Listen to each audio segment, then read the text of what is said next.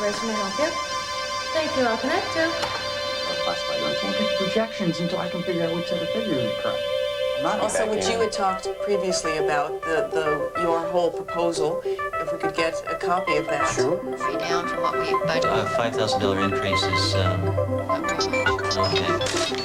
What is the percentage here? Yeah. Do you have the number there? If he calls in, do you want me to? I don't write up these programs.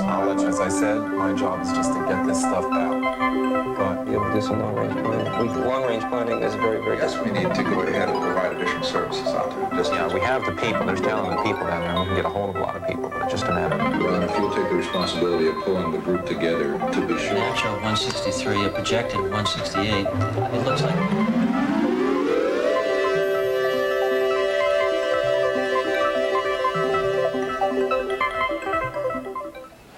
Power. Some people have lots of it. Some have none at all.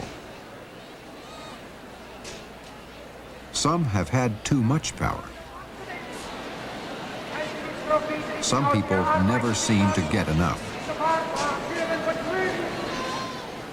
People struggle and fight to gain power. And they fight even harder to keep what they have.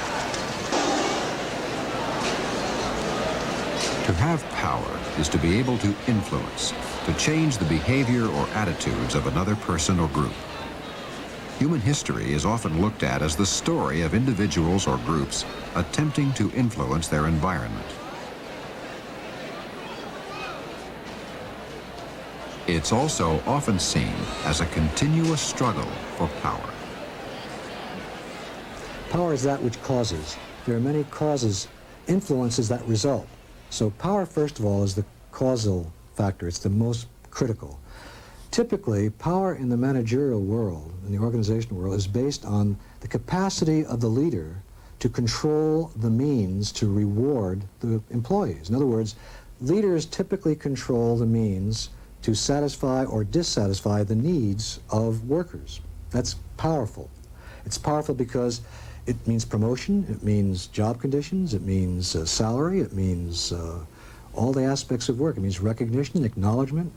That's one aspect of power. We'll call it coercive. That's typical. And by coercive, I'm including both the carrot and the stick, both rewards and punishments. But there are other forms of power that are more subtle and interesting, perhaps not even consciously used. For example, identification. You identify with a charismatic type. That person inspires you to act. Nothing to do with rewards and punishments directly, like promotion rewards, but it has to do with being moved by a person, by identifying with a person. A Churchill, a Roosevelt, a Gandhi, all the examples of role models with whom lots of people in a mass way identify, and they get people to do things, influence. Another form of power, often not recognized, is group power. The reference power of the group is enormous and often unconscious. Norms get established by groups. We behave according to certain influences of the norms and the culture of an organization. Oh, another form of power is expert power. I'm a lawyer, and I tell you, you're going to do that. And you better do it by Wednesday, and you're going to do it. Or I'm a doctor, stop smoking, or take care of your blood pressure, and here's the pills you have to take. So experts, teachers sometimes have that. The most common base of power is the institutional authority that an organization gives to certain employees. The relationship between institutional authority, which is the right to influence behavior, and power, the capacity to do so, is very complex. Institutional authority is often limited to a very specific context. A general has almost absolute control over a subordinate because both subscribe to the authority of institutional rank. But the general will not have the same influence on a civilian plumber or mechanic. Within the same institution, authority can often supersede other bases of power. During the Korean War, President Truman had to resort to his institutional authority to control General Douglas MacArthur. MacArthur was a five-star general, commander of U.S. forces in the Far East, and military governor of Japan. In addition, he was a hero of World War II, very popular in the United States, and was being pushed as the Republican to run against Truman in the next election. Truman was not a popular president, and in fact had barely won the previous election. Where MacArthur was a tall, imposing leader, Truman was a short, relatively unknown Missouri politician who became president only because Franklin Roosevelt had died in office. In their policy disagreements over the conduct of the Korean War, MacArthur strongly and very publicly belittled Truman's decision. Truman found himself powerless, unable to influence MacArthur's actions. MacArthur even found loopholes in Truman's direct orders and continued to make his views known. Truman eventually had no choice but to invoke his authority as Commander-in-Chief of the Armed Forces and dismiss MacArthur. Although he seemed for the moment to have the upper hand, General MacArthur could not defy the authority of the institutions that he had defended for over 30 years as a military officer. He chose instead to retire. The power of institutional authority alone, however, is often a very fragile method of influence. When members of the institution rebel, legal authority can be crushed like fine china.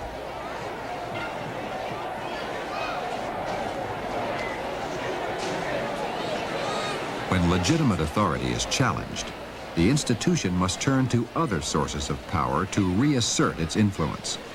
Often coercive power is used to reestablish organizational control.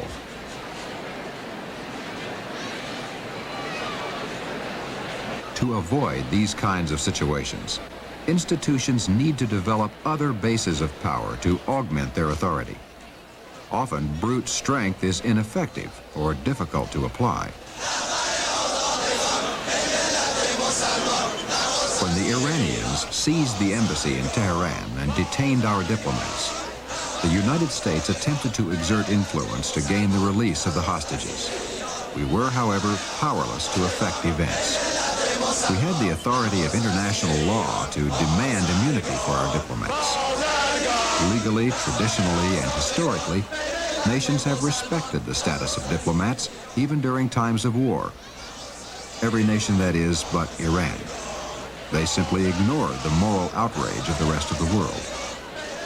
The United States froze almost $8 billion of Iranian assets in this country and cut off shipments of military supplies and spare parts. Even this control of resources had no immediate effect, nor, for that matter, did our military superiority.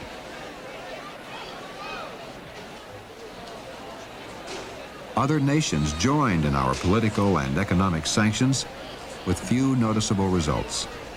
Because Iran chose to isolate itself from the community of nations, it managed for a long period to avoid world sanctions. Iran had no need for anything the United States or other countries could offer. Their war with Iraq changed that situation. Iran suddenly needed the funds, the military hardware, the scarce resources that America controlled. Our ability to satisfy their need gave us the power to negotiate for the release of the hostages. Questions of influence, power, and authority obviously create problems between nations, as well as in politics and the military. But these problems are also faced every day by managers in any organization. At some point, every organization must decide how to distribute its institutional authority. Now, that authority can either be centralized or decentralized. In centralized organizations, the right to make decisions is reserved for the highest levels of the corporate structure. Decentralized organizations permit decisions to be made at the lowest levels of management. Now, some companies use both forms of organization, centralizing some functions such as purchasing and decentralizing others such as sales. A company's decision to centralize or decentralize is based on a number of factors. The most important, of course, is its basic philosophy of management. Also, the size of the operation, its rate of growth, and the diversity of its operations and location also play a part.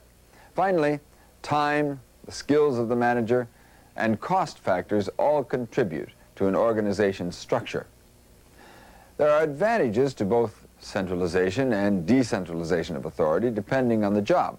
For maybe 20 years or more, this trend of decentralization in organizations has been visible, possibly following the general trend in society towards devolution to those who know the local problems and have knowledge, and also recognizing the importance of the profit motive, trying to make managers responsible for their own profits and giving them an incentive to achieve them on the basis that profit responsibility would be a strong motivator. I think also what has happened more recently is in large organizations, they've been split into smaller units to provide a training ground for the future managers at the top. And indeed, the question of size may also be important, because one of the advantages of decentralization is that we can make small companies out of large. What Michael Edwards, who's the chairman of British Leyland, called putting your arms around the problem, making it manageable. And finally, I suppose the rationale for decentralization has been that it has allowed managers lower down the organisation to have contact with profit objectives and therefore to be thinking about new opportunities for new business and for the future. But what we've seen, I think, over recent years is a return back towards centralisation, which possibly has been due to the increased economic pressures on firms. Throughout history, many institutions have been organized around a central authority. For years, even some of the largest corporations, such as IBM and Standard Oil, bore the imprints of their founders and owners. A system of centralized authority gives companies two advantages. First, it allows for very rapid decision-making. A single individual or small group can act very quickly, saving the time required for meetings and consultation. In addition, decisions tend to be more consistent over time. If uniformity is a corporate goal, then central authority is an efficient means to that end.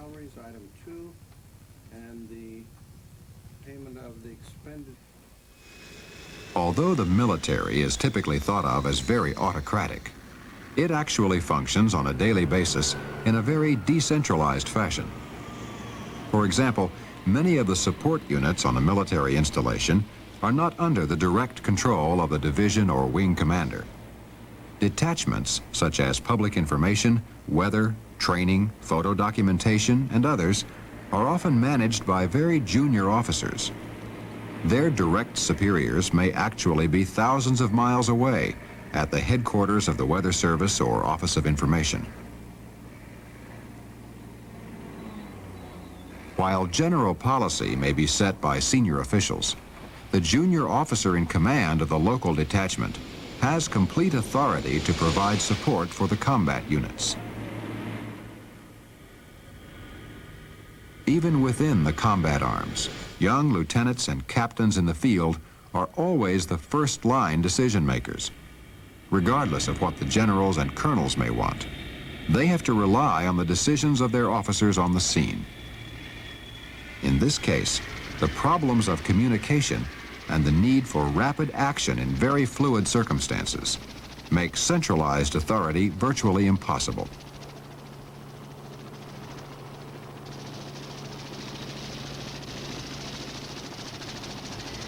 However, this tendency of the military to place a large amount of authority in the hands of junior officers is not always appropriate.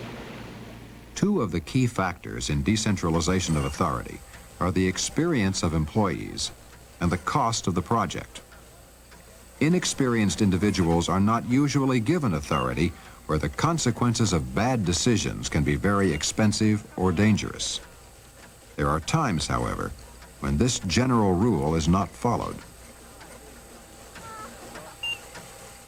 During the development of the F-111 aircraft, the Air Force gave a young officer authority over the riveting of the plane's wings. In a misguided effort to save some time and materials, the officer decided to eliminate 2 of the rivets from the design. The rivets were, however, critical to the basic strength of the wing. The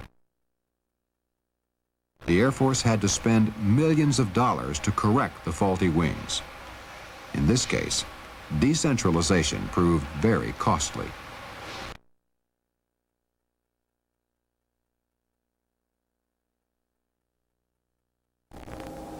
Neither centralized nor decentralized authority is necessarily best, and rarely will a company follow either extreme. High-cost projects are more likely to be organized around a central authority to avoid problems like those of the F-111. However, if a company is interested in training managers or has multiple locations spread over a large area, it's more likely to adopt a decentralized approach to decision-making. What managers have found is that as businesses become more complex, it becomes almost a functional necessity to become decentralized because there's just too much complexity, too much specialization. I recently spoke with the senior management group of a large, well-run food company. In their annual report, on the cover of the annual report, they indicate the fact that there's a company philosophy on decentralization. It's spelled out on almost every page. And they hold it up as kind of a standard, which they're very proud of.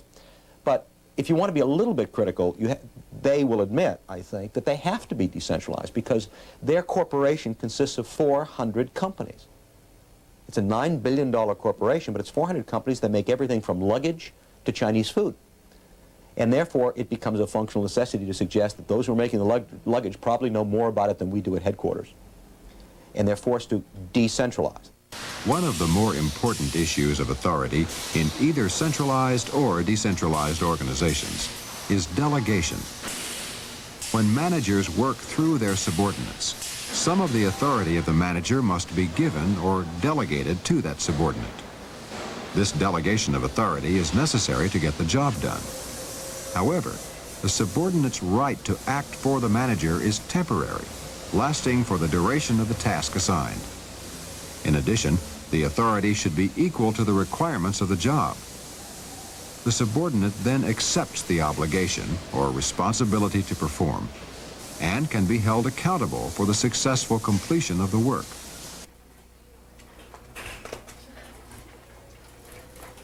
The key to this sequence of delegation is the match between authority and task. Some managers are reluctant to part with any of their authority. Without sufficient authority to make decisions on money, material, staffing, and equipment, the subordinate has little chance to perform successfully.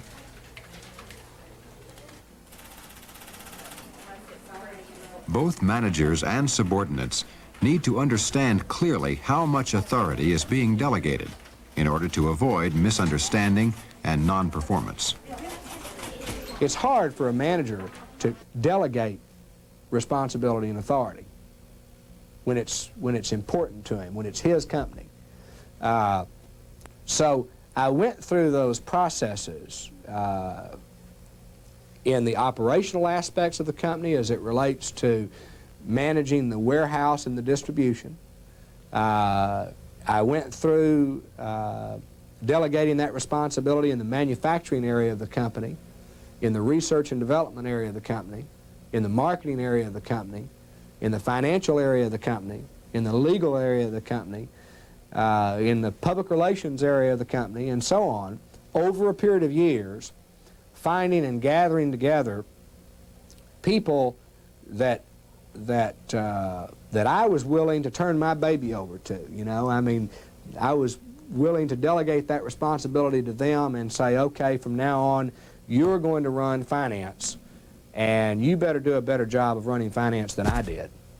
You better know more about the financial needs of this corporate entity than I do.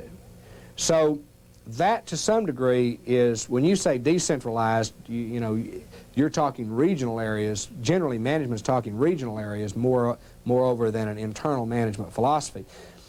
But to that extent, I want to be outside of those areas of responsibility. In other words, I have given the responsibility, I've delegated the responsibility to each of these specific officer-level people to run their area within their span of control, okay, in an impeccable manner. My job, therefore, is to see that they do their job. My job is not to run finance. The guy running finance better know more about running finance than I do. My job is not to run manufacturing. The guy running manufacturing, Mr. Beasley, better know more about running a manufacturing organization than I do. My job is not to run legal. My job is not to run marketing. My job is not to run operations or administration or personnel or public relations. But my job is to see that all of those people do their job. Ideally, I have a clean desk, and I'm constantly in a think tank in a constant state of awareness about where and what direction the whole entity is going. My job is to see that all of these people within their span of control not only have their oar in the water, but that they're all oaring in the same direction in order to attain the same corporate goal. I feel that there are 3 levels of delegation. The top level that we want to reach is being able to delegate a total task with periodic reporting. And that is where we would have to be very comfortable with that person to be acting without our genius to lead them. Where a lot of our delegation goes is at the next level, where we give them the responsibility and the authority to act, but to inform us immediately after that act. And by informing us afterwards, they've taken over the authority, although ultimate authority always lies in the manager. It's your section. If you went down, it's your responsibility. The third level of delegation is one I feel we use most often, and that is we have a problem, we assign it to a subordinate, we may give them some coaching and pathways to research, people to contact, other areas to make sure there's cooperation, and ask for a recommendation to be given, and a decision is then left in your hands. And when I say delegating, I mean really delegating to them whole jobs that they have authority for and accountability for, and not just dumping the garbage on them and calling it delegation. Some employees I had to teach them to sign their own names to the reports they've written.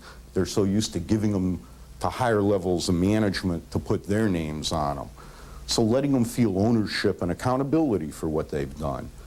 Giving them visibility and exposure by making reports to upper-level management rather than my making them for them. By putting them on exciting and challenging task groups where they get to learn other parts of the organization, other exciting parts of the job. I think those are, primary and key. One of the important things for us to have is some kind of a philosophy that we can hold on to. And the philosophy I believe in is the one I call sharing power. Why sharing power? Well, the ones who are really small, petty bureaucrats have a very tiny territory. And if you have a small territory, you really feel you can't share it with anyone, because if you give any piece of it away, you'll have none left. So that the ultimate power stance is one of sharing power with others, empowering others. Because it will do 2 things. First of all, it will create very good team members. People whom you have empowered will feel powerful and will become better players with you. They will be on your team. And the other one is the more you delegate to others, the more responsibilities you give out, the more you can do yourself, which is possibly things that are not routine and things that are more creative. Delegation is clearly an important part of effective management, particularly when organizations grow and become exceedingly complex. It does, however, have certain limitations. The limits of delegation have to do with people who think they can delegate everything. And you often find individuals who abdicate their position of power for whatever reason because they're over-delegating. And there are certain decisions, certain acts that only the top person can make. And another problem with delegation is that in your mind's eye as leader, you have a concept of how something ought to happen. And then when you delegate it, and that's delegated, and then that's delegated, what I call the Pinocchio effect sometimes occurs. It is what you had in your mind's eye that was so precious and shining through the shining ether of how you imagined it gets distorted and different than what you had in your mind's eye, and sometimes it really isn't the same thing at all, and you have to live with that too. Unfortunately, delegation of authority is not always done with precision. Often it's unclear how much authority has been delegated and who is responsible for what results.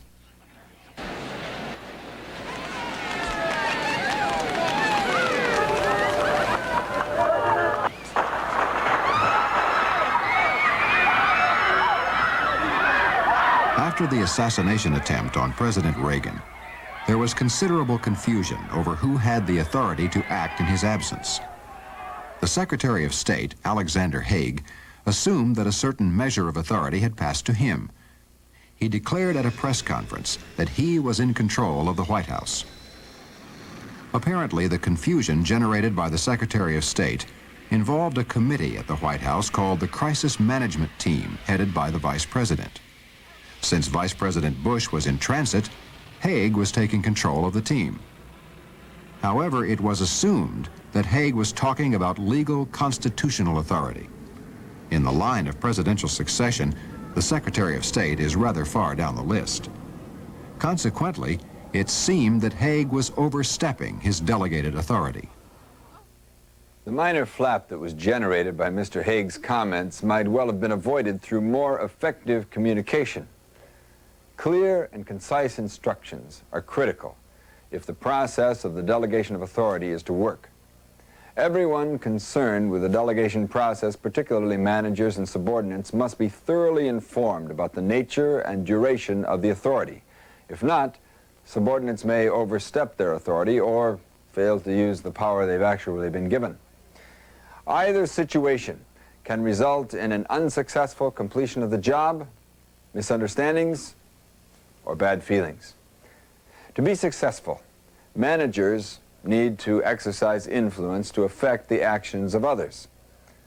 Understanding the relationships between influence, power, and authority, and using each one correctly are among the first skills a manager has to develop. Influence, power, authority. These are the vital tools of effective management.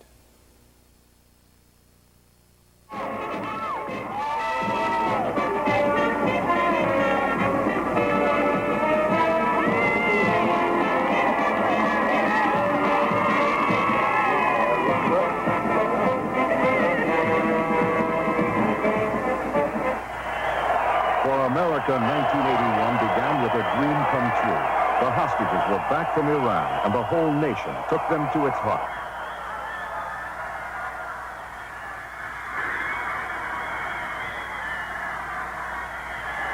New York was still worried about crime and dirt and deficits, but this was one day when you'd never have known it. Mayor Ed Koch was overwhelmed.